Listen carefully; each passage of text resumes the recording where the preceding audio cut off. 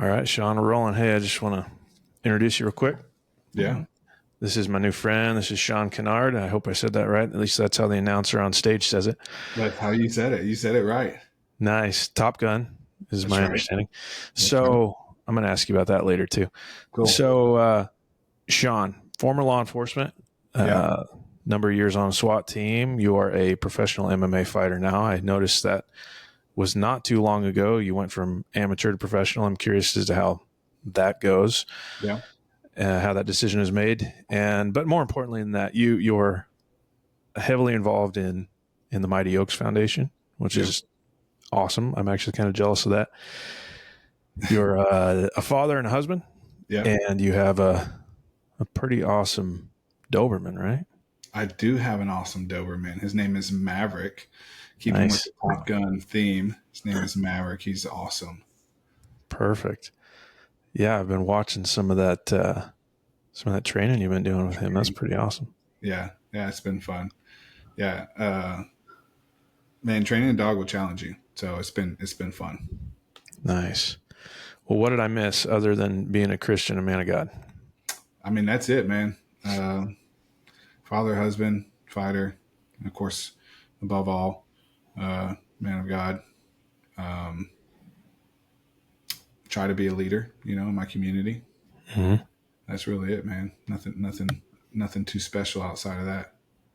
Cool. Well, if you don't mind, I'm going to pray us and dedicate this to God. So, Let's do it. Father in heaven, please be with us as we have a chat, Lord. May it be a good one. May it glorify you and be for our good as well. And Father, I ask that you would bless this conversation and that it would bless the listener. In Jesus' name, amen. Amen. Right on, man. So we do have a limited time here because you are training for another fight. You said April, did you say 27th or 22nd? 27th. Yeah, April 27th. It's a Sunday. So perfect. It's like 8 weeks, maybe 8 weeks, I think. That's pretty quick.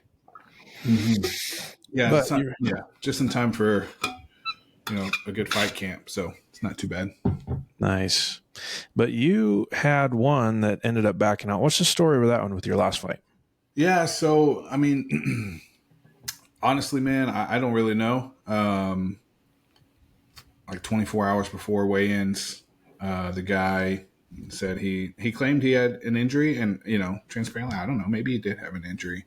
It's hard not to question that so late, 24 hours before a fight.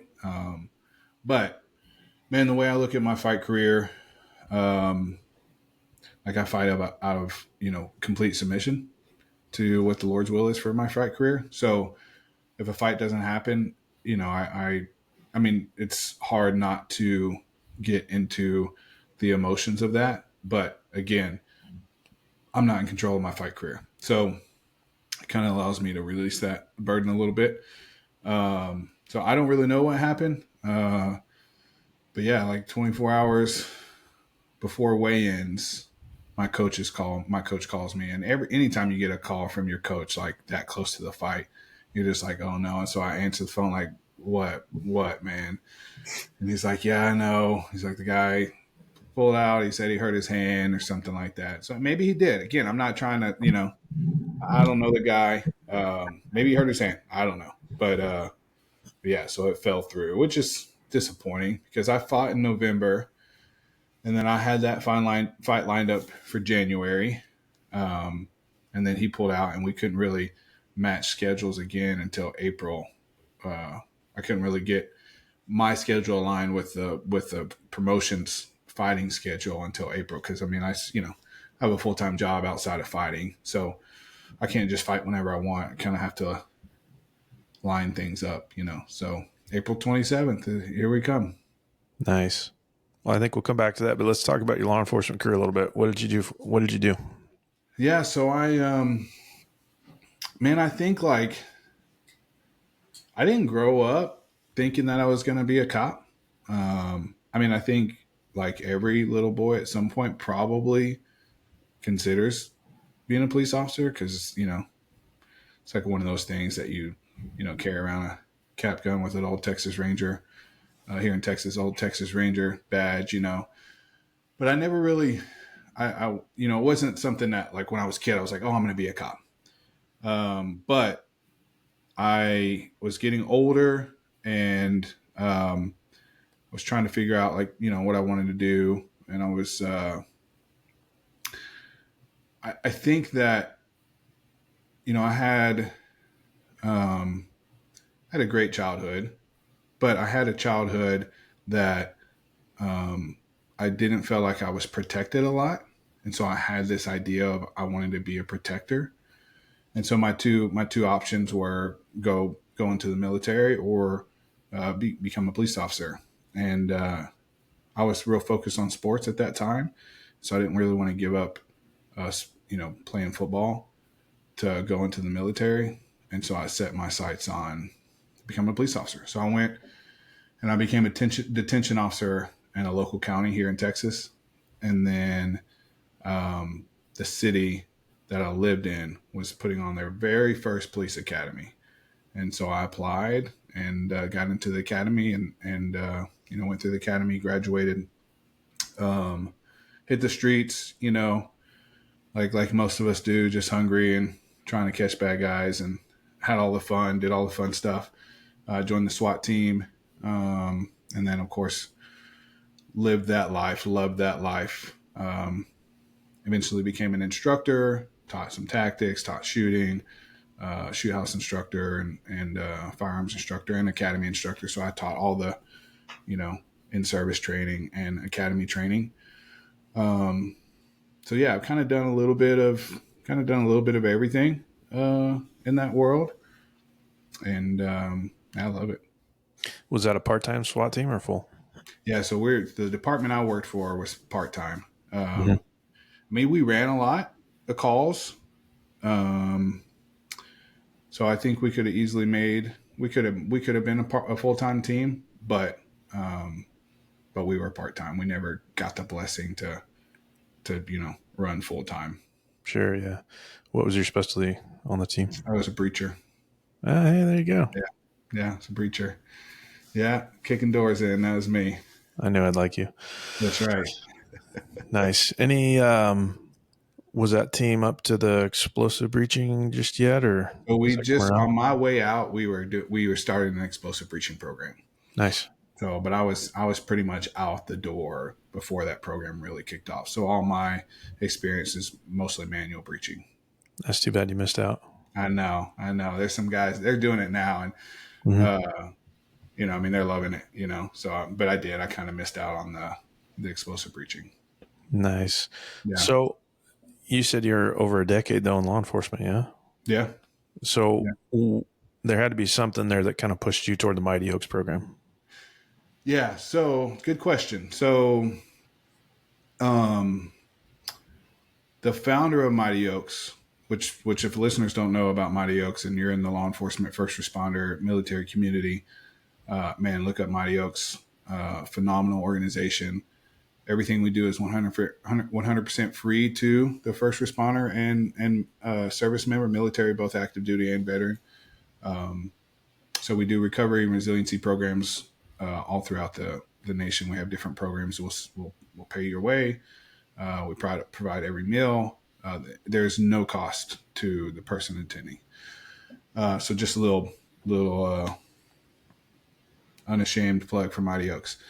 So I know the founder of Mighty Oaks, Chad Robichaux, great guy. The first time I ever stepped on a jiu-jitsu mat, Chad was the instructor.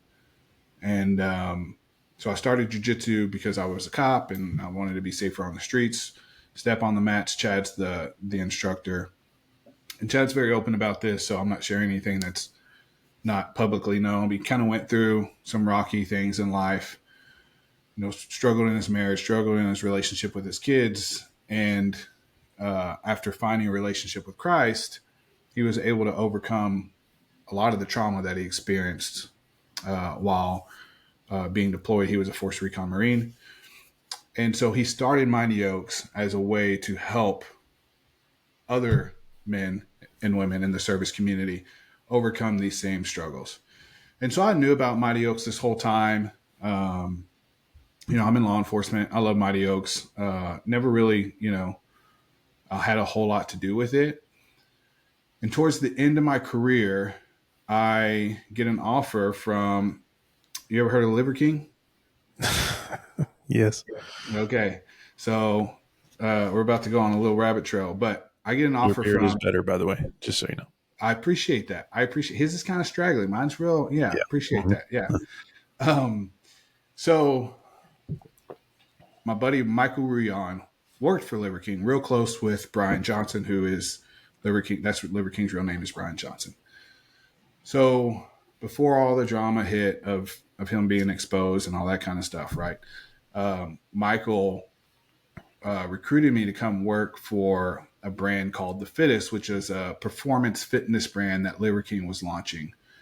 And I turned him down, and because I was in law enforcement and loving what I was doing, but they eventually offered me so much money that I really, I was gonna double my police salary overnight. So, and transparently, I was kind of wrestling with the current leadership at my department and kind of some of the what I would consider poor leadership principles that were going on. And so I saw an opportunity to get out of the profession and, enter into a world that would, help me grow in a different area of professionalism and provide my family with a really, really stable income. And so I left law enforcement to go work for Liver King. Well, as you can imagine, that didn't really work out. Outside of him being exposed, honestly, me and him didn't have leadership, you know, alignment. Um, and so I kind of saw the train, I was on the tracks and I kind of saw the train coming. And Chad was also trying to get me to come work for Mighty Oaks at that time. And so here I am, left law enforcement, working for Liver King. I'm like, this is not working. Chad's offering me the job at Mighty Oaks, which I know is an organization that's doing great work. God is obviously working through Mighty Oaks, and so I accepted the opportunity to go and work for Mighty Oaks. So that's kind of the rabbit trail that got me to Mighty Oaks. I'm thankful for the opportunity with Liver King. Honestly, I don't know that I would have ever left law enforcement because I had reservations going to work for Chad because Chad and I were close friends, and I just you can imagine how that is. If you may have even have experience with that, working with somebody that's close friends can often hurt your relationship. So I had reservations about it because Chad and I were close friends. But long story short, it was kind of the perfect alignment. Really, honestly, the perfect timing. I think no doubt the Lord had some work going on in that, and so I went and worked for Mighty Oaks after leaving Liver King's company. So that's how that happened. Nice. But you're all natural. Yeah. Oh yeah, all natural. I mean, again, like, I, what's sad is his story, Liver King's story, is really really cool. Um, the original story, why he started, is legit. Like, I mean, he started because his kids were sick and the doctors were giving him, prescriptions and EpiPens, and they weren't trying to get to the root problem. They were just always giving him some script. And so he started his first supplement company was started just as a way to kind of help people get back to addressing the problem at its root, and a lot of that has to do with nutrition and lifestyle, right? So, but then of course he grew in his fame, and I'm not, the guy's not here to defend himself. I'm not here to bash him, but that affected kind of how he carried the business. So I never thought he was not natural. Honestly, you can't attain that physique without some help, Yeah. transparently. And yeah, I mean, he told everybody he wasn't. If he would have just kind of stuck with the core story of why he started the business to begin with, I think the company would be in a better place now. Yeah. Yeah. Well, I mean, that is interesting though. My wife I've talked about this before. My wife has had lupus for 20 years now. Oh wow. And I guess last fall, last summer, she she got, every year it's like you get another symptom and you Yeah. battle another. another issue and they throw another drug at you. And so she's like, man, Yeah. I have had enough. I've had it. Yeah. And it was about that time that we learned about Jordan Peterson and the Yeah. stuff that he'd gone through with Yeah. his health and the whole Lions diet that they Mhm. coined. And so she started doing this straight up beef diet. And for 4 months, she did that. She went through like half a beef almost in about 4 or 5 months. Yeah. And dude, she dropped like 40 pounds. She got off all but one medication and was just doing phenomenal. And now it's kind of like balancing, okay, what can I eat with what Yeah. can't I eat and that kind of stuff. So it is interesting that Yeah. that's kind of how he came about. And you're spot on, man. Nutrition is wild. Its effects on us. So Yeah. Yeah. I mean, it can really, really address a lot of the root problem, what's going on. Nutrition and lifestyle in general, sleep, stress management, nutrition, access to technology. I mean, all these play a factor. They interrupt our body's natural rhythms. And if we're not conscious of them, they can really throw you out of whack. And depending on, your own biological makeup, it can harm you more intensely than the next person, right? So it's just important to be conscious of. And finding that balance is important as well. I'm a big believer in that balance, especially, we have to find some enjoyment in life. And so, yeah, I mean, that's really the main takeaway is, being knowledgeable about the root cause of what could potentially be ailing you. Um, Man, you just go to a doctor and they don't even ask about, like, they just write you a script, and again, like, I believe in medicine. I'm not one of those people that's like, hey, no medicine whatsoever. I believe there is a time for medicine.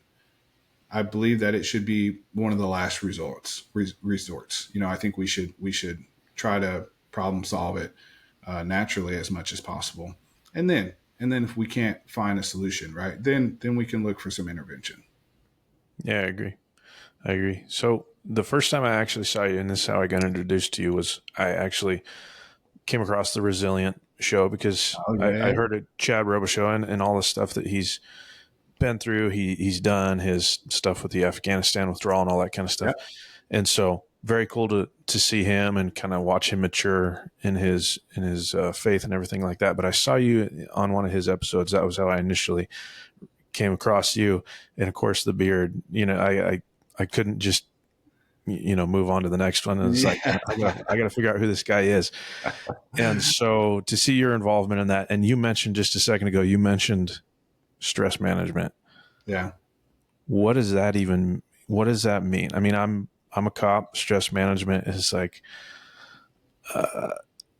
well, to be honest, I was a part of a peer support team for like 8 or 10 years. And so I've Yeah. been through every bit of training there is along those lines. But I want to know for you specifically, Sean, how do you deal with stress management?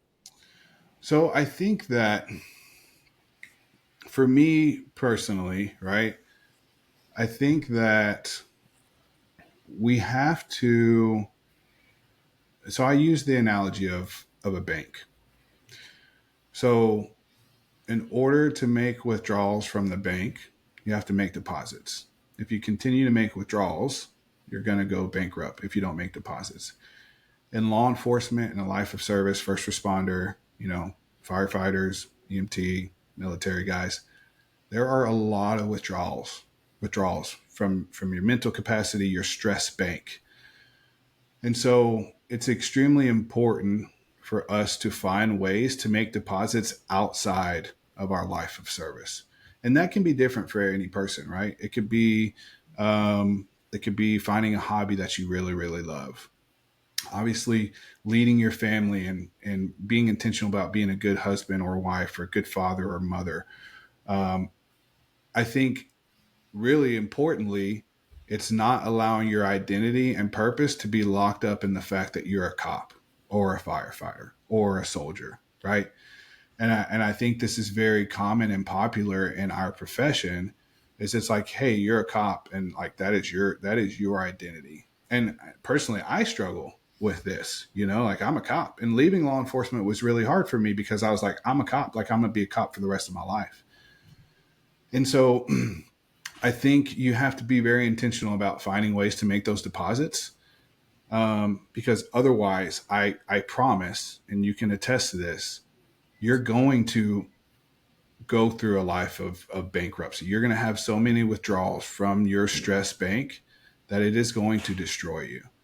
And so, whatever that looks like for you, obviously, for me and you, a relationship with Christ is a big part of that. And I think on the whole identity and purpose side of that, like we have to realize that our identity and purpose lies in a relationship with Christ, and pursuing that relationship intentionally, because otherwise we put our identity and purpose in a relationship with what it is we're doing for a profession. And we can even take this beyond like a life of service, right? Where you could be a businessman and be struggling with this, but we see it's very, very prominent in the first responder and military community. Yeah, for sure. So you mentioned faith there. You're Texan. Yeah. Have you always been a Texan? Oh yeah, I'm born and raised in Texas. I've not been out of Texas too much either. So Nice. yeah, Well, it's big. So, I mean, you got plenty of greatest room, country in the world. right? Nice. So have you always been a Christian then? Being a Texan, that would be pretty common, right? Sure. Yeah. I mean, I live in the Bible Belt, right? Mm-hmm. The answer is no. I was not raised in church. I can count on, probably one hand how many times I'd been to church as a child, and all those were on account of my grandmother, who was very involved in church. So no, I was not raised in church. I was raised to believe that there was a God, but I did not understand who that God was. And honestly, my belief of him was that he was, I'm sure like a lot of us who don't really have a relationship with him, is he some, tyrant that sits above us judging our actions. And so, like I mentioned earlier, there are people with way worse childhoods than me. But we had an incident that really rocked my family at a young age. My mom and dad split because of this incident. So my parents got divorced. And then my father's a good man, but he struggled with that really, really deeply. And so I just saw the depths of that darkness. And so I didn't really have a whole lot of understanding or experience or guidance on what it looked like to be a man. So I'm growing up, I'm getting older, I meet my wife, my current wife, we're dating, and I'm, trying to figure this out. I'm a cop. And just I was not doing a good job making those deposits. And so over time, I just started to get drained and really burned out. We talk about this burnout thing in law enforcement, right? And I like to use another analogy of like a picture, right? Like imagine a perfect picture of my life, and the colors are really vibrant and pretty and a lot of life. And, over time, year after year, call after call, it's like a drip of gray dye drops into that picture, child death, right? Drop of gray dye, domestic disturbance, even the fun calls, the SWAT calls, hostage rescue, they still come at a cost. And so I was making no deposits in my bank, and that picture was starting to turn, honestly gray. And so what it led to was a broken marriage. I was doing no real work in my marriage at all. I was basically just living in the same household with somebody else, which is not, living together is not considered work. And so it just led to a broken marriage. I'm 3 years into my marriage, and my wife and I are looking at, divorce. And so I had this man in my life named Patrick Rowe, and at a young age, him and I worked in the same restaurant, and he was planning a church, and he was pastoring this church, but in order to make bills, he was working at this restaurant. And so he would kind of like tug on me a little bit, try to get me, to talk with him about being a Christian and what that looked like. And I was open to it. I was never close to it. But during this time in my life, I called him and, basically he just, pulled my man card and was like, hey, you're looking for an excuse to leave this marriage. You're looking for a reason, and you'll be able to find one, I promise, to end this marriage. And at this time, I'm trying to be a good man. I'm trying to, understand what it looks like to be a man. And I'm even, trying to know what it looks like to be a biblical man. And so he basically called me out and said, hey, like, Christ died for the church. You're to die for your wife. Your sacrifice is for your marriage. And so, he basically just, again, pulled my man card and called me out and told me I was this, and this time I'm doing jujitsu and I'm trying to be a fighter, and, I'm doing all these things to fight and be this man and be a protector, but I wasn't willing to fight for my marriage. And so that really rocked me, just as a man, somebody calling you out like that, especially for somebody like, I'm a SWAT officer, I'm a fighter. I do jujitsu. And at this time I was, trying to pursue an MMA career, and he called me weak, basically. And so that was the turning point in my life for, hey, this is not working. Like, this life of this lukewarm pursuit of being a man, being a biblical man, is not working. So let's see what happens if I actually pursue this.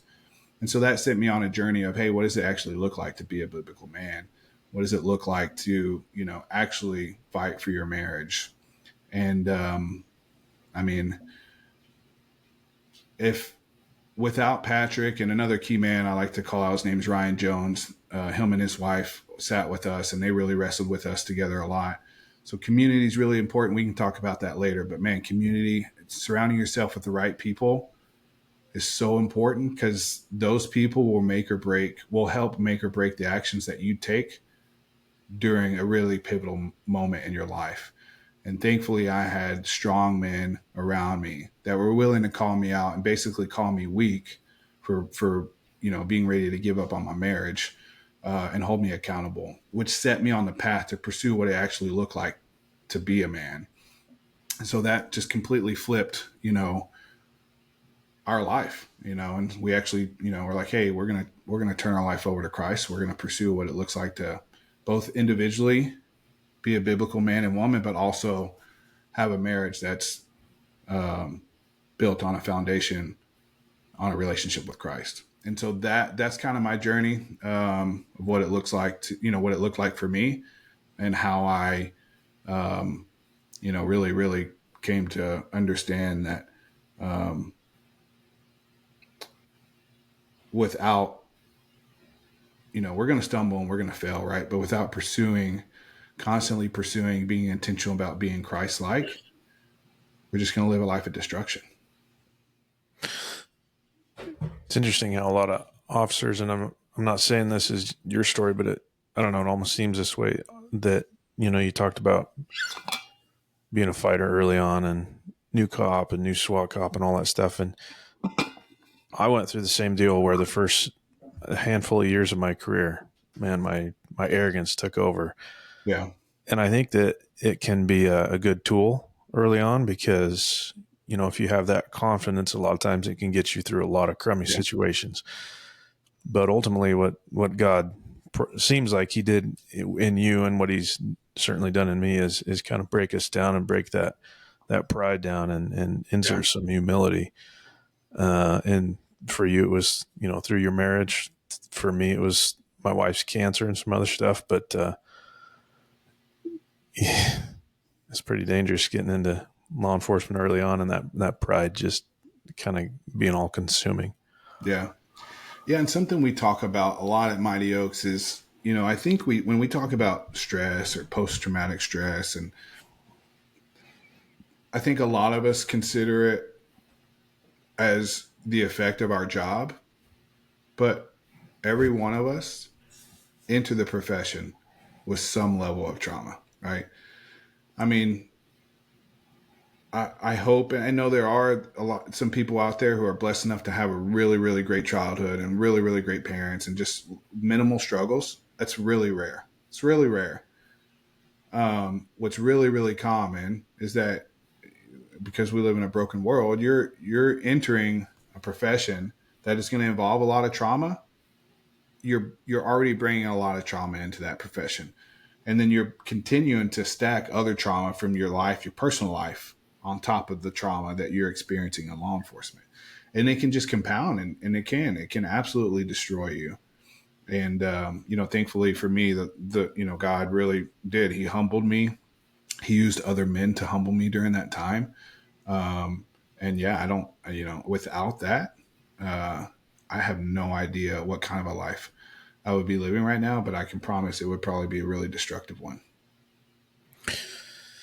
Yeah, same here.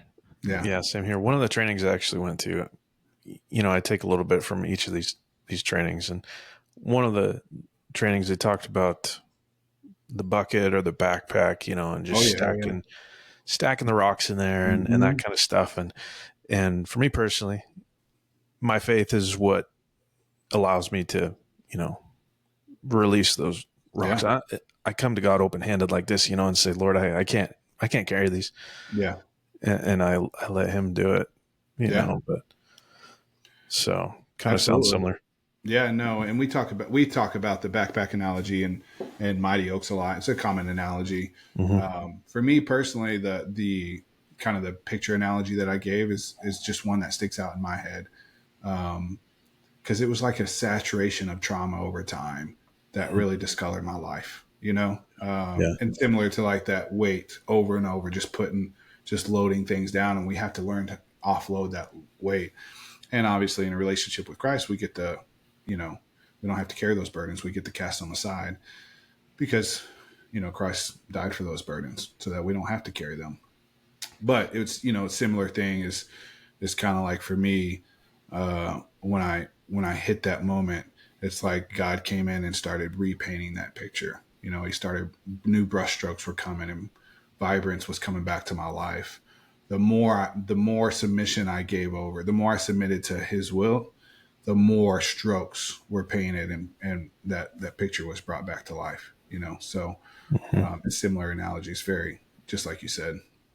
Yeah. No, I like that. And it's an ongoing process, especially you Absolutely. talk about the great die. There was a point 2-3 years ago where I had gone through another traumatic incident at work. Right. And, for a while after that, following that, I even told my wife this. My wife's like my counselor sometimes, but Yeah. Yeah. I told her, the problem that I'm feeling right now is that all I can feel is anger. Yeah. And that's the only emotion I can feel. I can't feel any other emotion. And Yeah. she in her wisdom was like, no, it's not that you only feel anger. It's that you allow anger to be the emotion that controls you the most. Hmm. And it's kind of this, like you said, the painting was gray. And Yeah. so I had to start over, man, do some of Yeah. that work. Yeah. So, Absolutely. Yeah, it's important, man. We have to be very intentional about the work that we're doing, and I think oftentimes we just kind of float through life. We're not being super intentional about the work that needs to be done because it's work that we have to create. It's mhm. to be a good husband. you know, to be a good cop, you go to work and you do the work. Well, to be a good husband, people think that, oh, I just live in the same house with my wife. No, like you got it. It's intentional. There are tasks that you would complete at work. Well, there are tasks that you should be completing, um, to continue to pursue being a good husband. And we don't treat, we don't treat anything in life like we treat our marriages. I as a jujitsu guy, right? Like I'm a jujitsu black belt, right? Well, if I have this plan to become a jujitsu black belt, well, I know I have to train minimum 2 days a week. That's a minimum, going to class, I'm creating specific time, creating a block during my week that I know that I am committing to train to perfecting that skill. I mean, how many of us are creating intentional blocks of time to perfecting our craft as a husband? I mean, transparently, early on, I was not at all, was not doing anything to perfect my craft as a husband outside of living in the same home as my wife. which that's like going to the gym and sitting on the bench and thinking that I'm going to learn what they're doing in the jiu-jitsu class by not actually doing it. And so it's very important. And this goes for being a father, right? The same thing. Like we can apply this to all areas of life, but nobody thinks about this in the perspective of their marriage. Like they think about achieving a black belt or getting this job promotion or, becoming a SWAT officer. I know what I got to do to become a SWAT officer. I got to go shoot all the time. And I got to be in this level of, physical fitness. And, there's things that I have to achieve. Well, we don't view our marriage like that. We just kind of live in our marriage. And so we have to be very intentional and we have to create work so that we can, continue to pursue and improve on what it means to be a good husband, father, whatever, right? Whatever you put at the end of that sentence. Man, that's true. I didn't expect this conversation to go toward marriage, but that's 100% accurate, man. If it's I like love anything that else, conversation. Yeah. It's like anything else, like a vehicle, man. If I let that car go, it's 5, 6, 7 years without an oil change, man, the work that I'm going to have to put into that vehicle to get it back up and running in a tip-top shape is going to be so much more than if I had maintained it over the years. Yeah. So yeah, absolutely. Yeah. I mean, it's any aspect, right? Like we know especially for athletes, it's kind of easier because we're like, oh, we know what kind of work we got to put in to be an athlete, playing in football, playing in whatever. But to your point, I mean, a car, business, whatever it is you're trying to achieve, that there's work.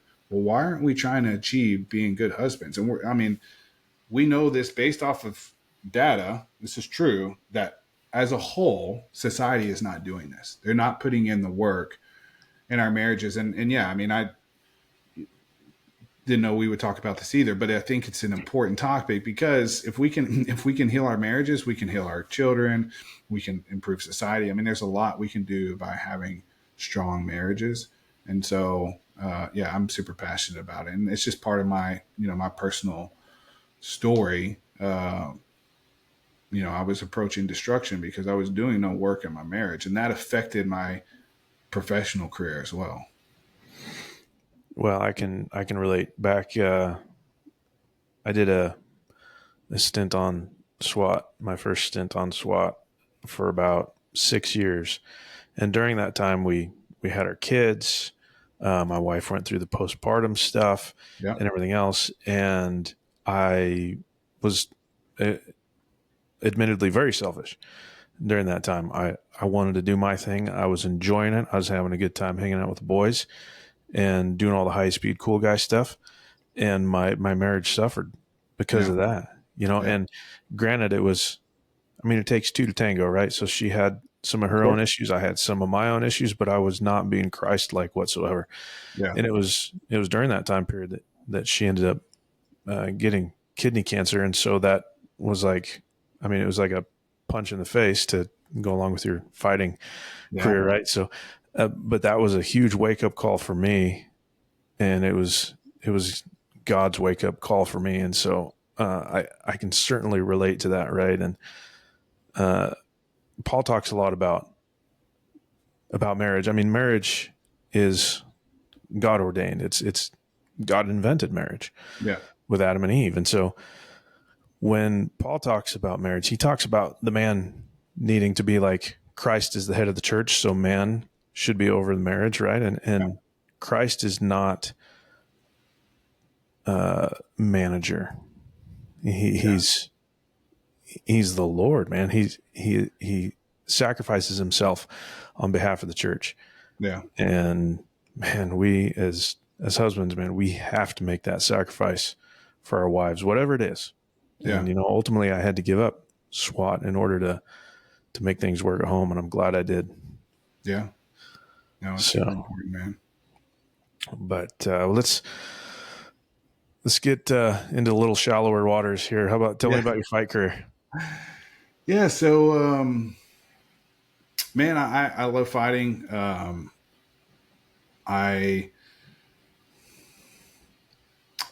mean, I don't want to take it back to deep, but I fight because it challenges me. I fight because it's the hardest thing I know how to do.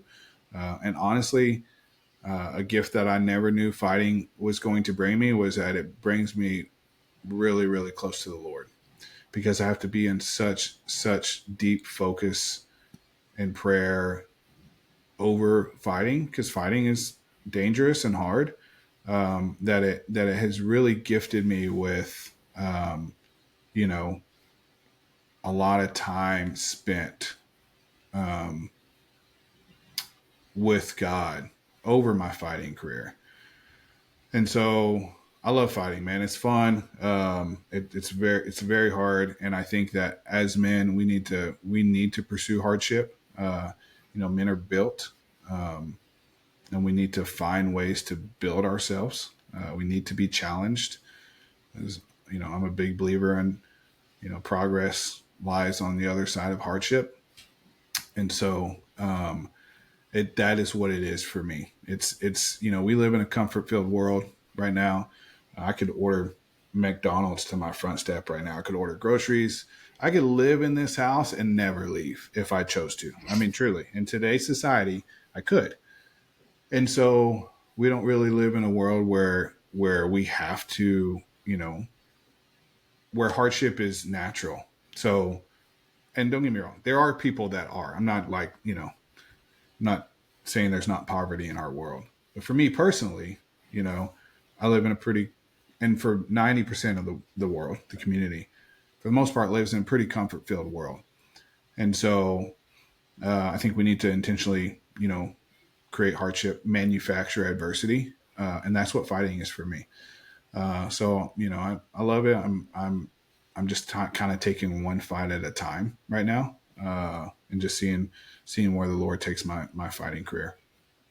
Nice. Yeah, well, not to toot your horn or anything, but you haven't offered me some encouragement, because when I was early on in law enforcement, which I'm getting old now, so that's like 14, 15 years ago, I started doing jiu-jitsu, I guess. Yeah. And I did it for a short period of time until I moved. And then I occupied my time with other things. I like to say that I would like to say that I didn't have time, but really I just, I didn't make time. Sure. And so just a few weeks ago, I joined a MMA gym, and I've been doing that a couple times a week. And then my kids, my daughter's killing it, man. She's 11. She does jiu-jitsu, and my boy is 8. He's been doing jiu-jitsu about a year now. And then they're Nice. both starting wrestling tonight on top of it. So Awesome, bro. Yeah. yeah, I love so it, the man. I family now, think man. it's important, and we have to, and especially as parents and as fathers, we have to manufacture that adversity for our children. My son does jiu-jitsu. Son does jiu-jitsu. My wife's a purple belt in jiu-jitsu. She does jiu-jitsu as well.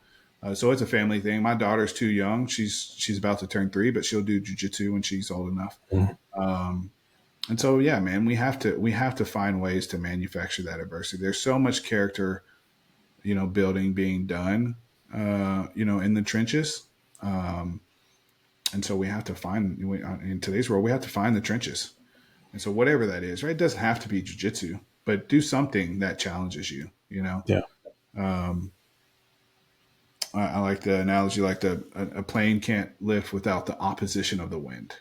So you can't truly fly without that opposing force. Mm-hmm. And we have to find, some way, to continue to, improve.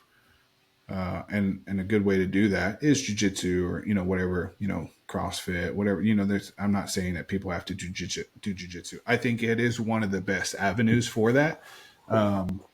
But whatever it is, be intentional about creating adversity in your life. With any success, you obviously have to have some pretty serious discipline. But I think in particular with being a professional fighter, you have to have some insane amount of discipline. So what does a day look like for you?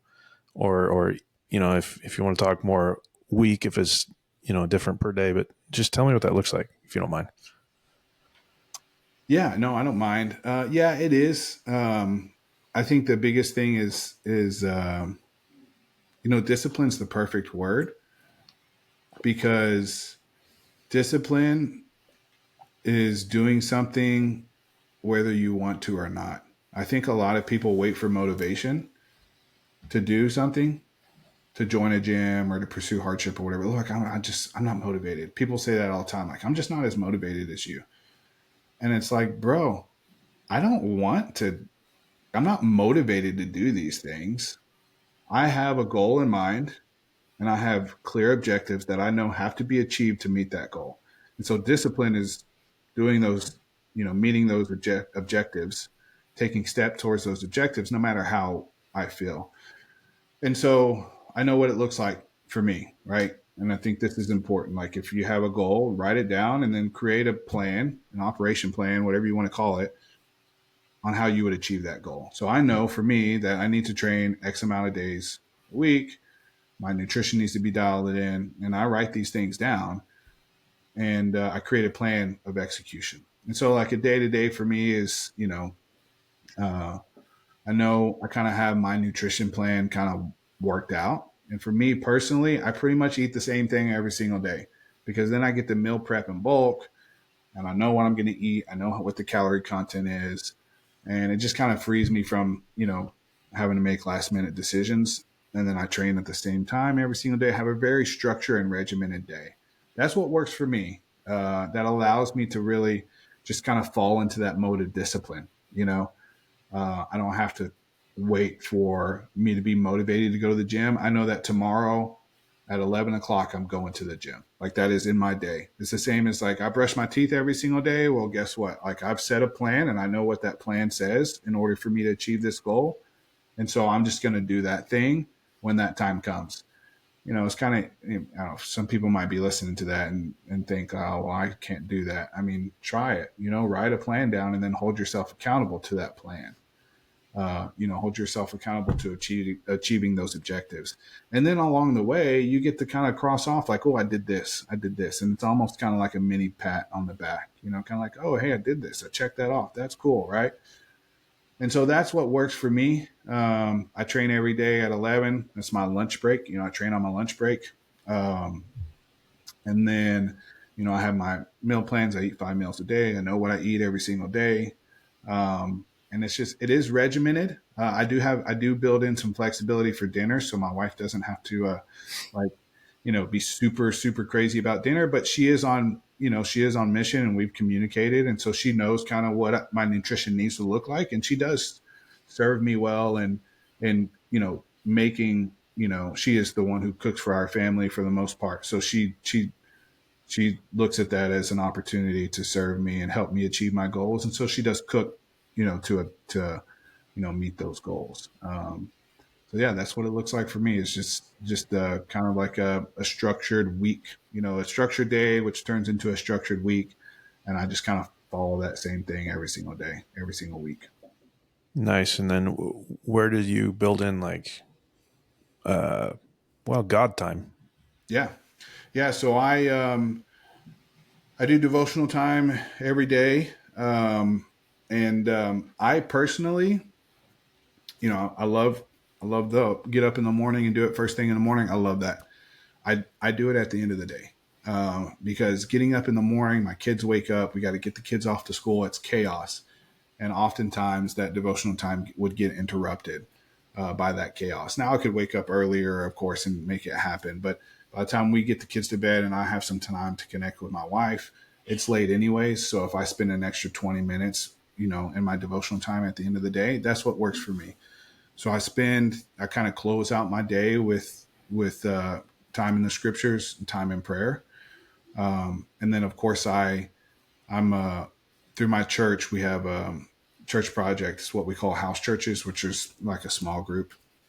And so I lead a house church. I'm the facilitator for the house church. And so on Sundays, it's kind of like my deep dive into scripture and understanding how it applies to life. And then I take that after the Sunday morning service, I take that and meet with my group, and then we kind of dive into that. So again, I've looked strategically at my week, and I've said, okay, here's a block of time that I can be intentional about, growing as a follower of Christ.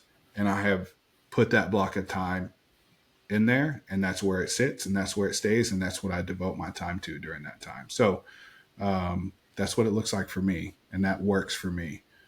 I think we all have to find what works for for us, right? But that's what works for me. Yeah, no, that's just right. You're not having this excuse like, well, I can't do it in the morning, so I guess I'm just not going to do I'm it, just not going So to do it, right? Yeah. yeah. Because at the end of the day, yeah, don't get me wrong. Like there's days when I'm tired. And so I understand like that whole perspective. Honestly, I'm tired in the morning. So like either way, I'm tired. Mhm. But no matter what happens, if it's late, like I can squeeze out an extra 20 minutes out of my day. Whereas what happens is usually I get up in the morning and I would get interrupted. That time would get interrupted. So at night, the kids are in bed. I kind of, our system is we put the kids to bed, and then me and my wife kind of have, some time at the end of the day where we can hang out and relax.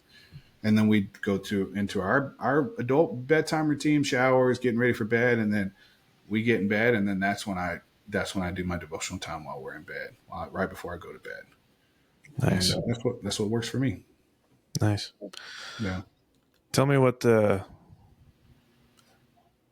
brought you from amateur to professional, because I spent some time on YouTube watching your fights. Yeah. Pretty doggone good, by the way.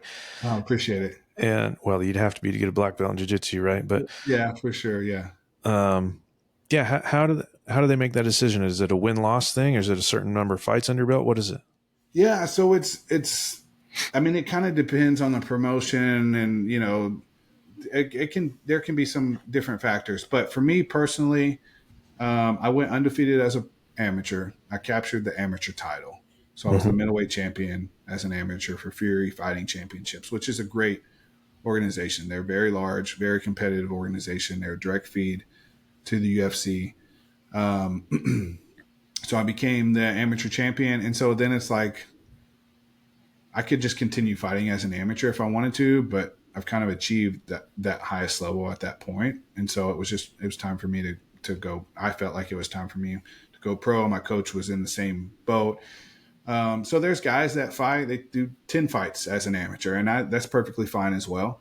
I had been training for a little while. I had a pretty significant injury earlier in my career that kind of took me away from the sport for a while.